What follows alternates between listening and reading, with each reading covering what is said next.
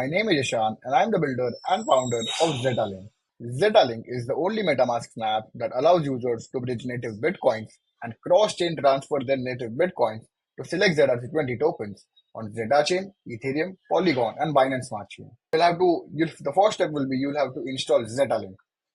Here is a bunch of permissions. If you want to know what each permission does, you could visit the ZetaLink's documentation. Here are the list of permissions wherein you get to know why each permission is required, for what reason, and why is it required for. So how do you receive bitcoins on your Bitcoin wallet that is derived from your MetaMask? You, you can receive your bitcoins by transferring your current bitcoins to this wallet address. That is Bitcoin wallet that is derived from your MetaMask. So how do you send your native bitcoins to select ZRC20 tokens on ZetaChain? You go to send. You either would want to go to cross chain, or you could either want to deposit it to ZetaChain. Deposit to cross chain. Let me select TBNB.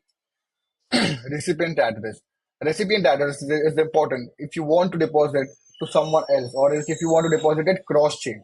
You would just enter the EVM address here, and then we have amount. We have the amount custom memo. You could get more information about custom memo on the ZetaLinks documentation. Then we go to then once we fill in the transaction details, we click on send. It's processing. We ask for a signature. Here is the receipt, approve, it's processing. Dot cross chain mempool transaction. Cool. Okay. Track your track your cross chain transaction. Okay, we'll do that.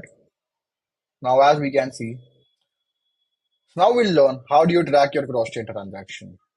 You click on the recent transaction. Yep. This is the ZetaChain's transaction hash. This is basically this one. Cool.